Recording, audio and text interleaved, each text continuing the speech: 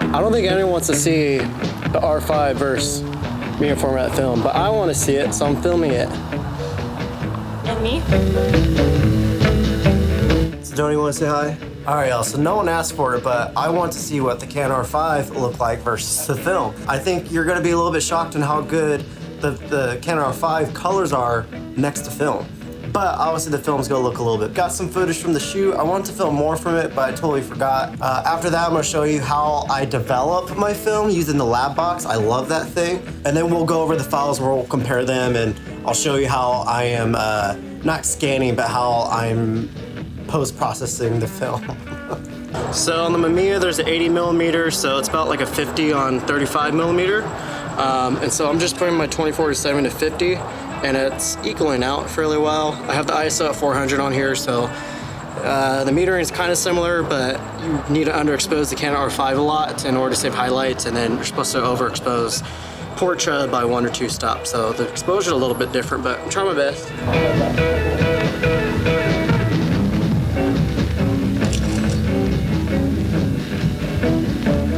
Take the rag back out, put it dead center on you with both hands. Like you're cleaning your hands and you're like you're looking down, cleaning your hands. Okay. And then you kind of like look at the camera. Okay. Yeah, go what? There you go, like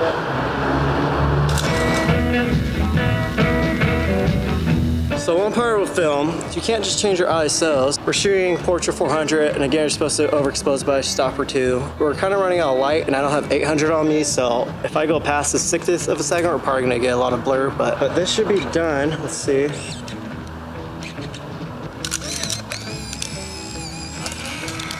And now it's done.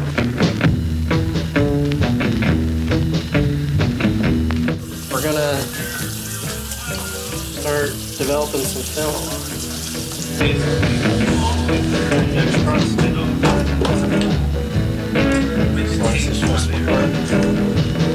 Separate that. So now we got.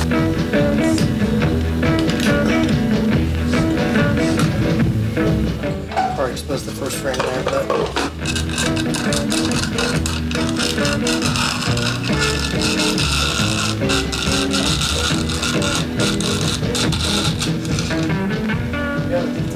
Sounds. Yeah. Sketch, right? Yeah, it does. I know I need to wear my wireless Go mics when I'm shoots. Again, that whole shoot was unplanned. It was just with my friend in town. So I have a shoot tomorrow and it should be freaking amazing. And so I will wear my lav tomorrow for that video, if I remember. Yeah, I think that's it. Now let's just get into this. So as you can see, we're in Lightroom. So how I am scanning my negatives is through Negative Lab Pro. So I'm using the Epson V600 and the Silverfast software so I can do DNG scans. So this is what it looks like when you come in. First, you want to do your profiles, and then you want to go on color balance. Again, this video isn't about Negative Lab Pro, but I'll just blast through this real quick. Just convert it. Just wait for that to go. But you can see right off the bat, like that looks amazing. So I always use linear just because it gives you a little more leeway. We could just probably stick to the Kodak. Then after that, I would do make copy, a TIFF copy. That would come over here, and then from there I could go and I can edit this TIFF. So you guys saw when I was developing that film, and I was kind of forwarding it up there a little bit because I just want to make sure it was going to hit the track. I don't know if you guys heard, but I was like, oh, I probably just developed the first frame a little bit right there, or exposed the first frame right there. So that's what happened right there. But you can see right here, the Canon R5 colors look pretty good. I know some people might think that this photo's too warm. Our white balance, let's do daylight.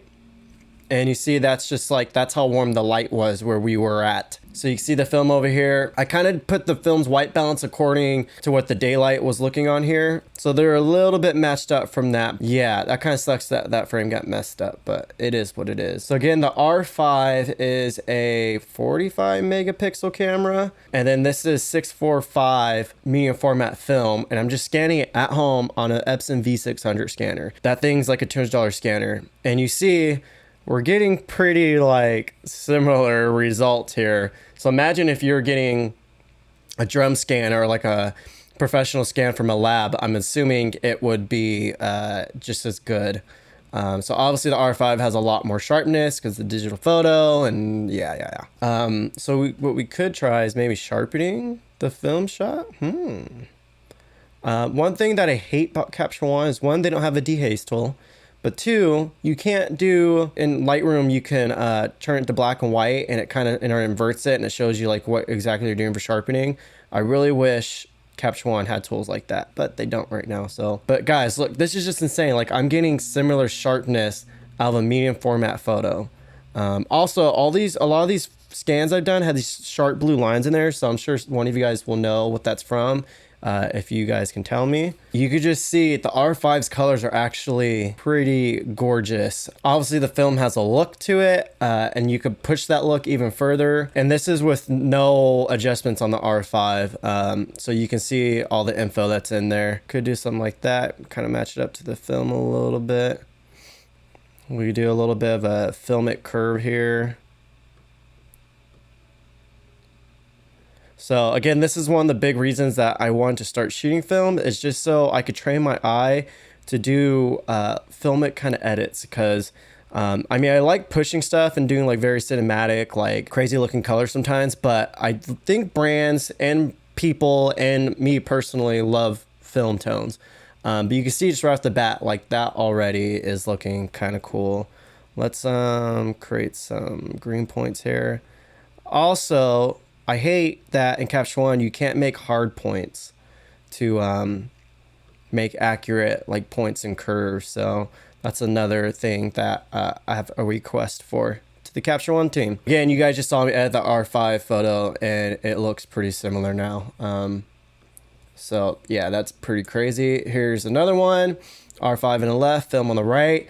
So I think the R5 looks gorgeous, but obviously the film just looks like gorgeous, you know. Let's go to this next photo. So again, R5 on the left. This scan wasn't too good. I don't know what happened over here, but the next one, some of these shots are kind of boring, but backlighting, if I was getting proper development and scans from a lab, this would have been a way cleaner photo, but I'm just doing it all by myself. These R5 files look pretty freaking gorgeous for just being straight out of camera. So you see, this is when digital starts looking like digital. So again, I'm learning to do less. I used to push my files really hard, and I want to learn to keep them a little bit more natural while still getting a really cool look out of them, you know. So I did tweak this one a little bit. I didn't do anything in the curves. You see, click reset button, there's nothing on there. So these are just the R5 colors, just with like color balance tweaks. But I mean, we could try to do that film curve on here again. And then let's boost up the saturation here. So you can see the R5's colors are still just pretty freaking amazing. I'm pretty happy so far with both of these cameras and shooting film. So here's a cool little one. You can really see the colors here, the color difference. So they're actually pretty close to each other. I've been wanting to make a video about these Mastin Lab presets. I got into Mastin Labs when I had Sony, because I was struggling really hard to edit those Sony files to get them just a good base. So the Mastin Labs Ektar actually helped me a lot on the Sony files. On the Canon R5, it's way too much. It just doesn't work well. But I went and bought the Portra original, and I absolutely hate these presets. I bought them, and literally like 5 minutes after I tried them, I contacted them. I was like, do you guys do refunds? Can I do exchange or something like that?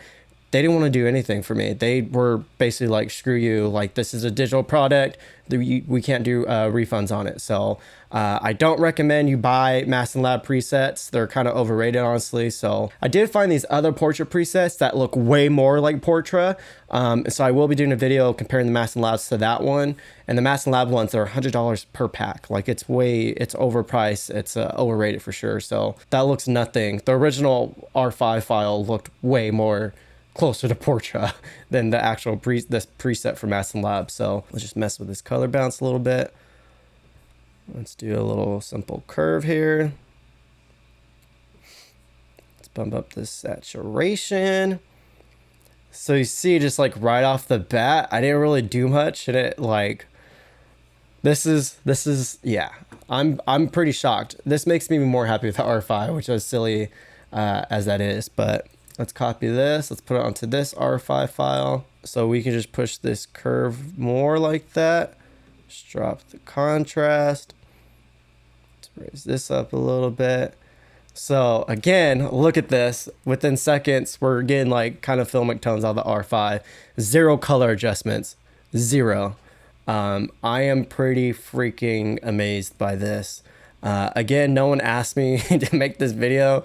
No one was like, oh, let's see what R5 looks like compared to film. But portraits on film is pretty much like a next level thing. Let's copy this R5 edit to this guy. So that's one thing, is when you're shooting film, especially medium format film, it picks up all these ambient tones. This is what I'm always talking about in my color grading videos. You see it has all these skin tones and they look realistic, right? And you see the blue skylight is hitting in her eyes, it's hitting in the highlights of her skin. Like, film just picks it up really well. The Fujifilm GFX cameras pick it up pretty well too.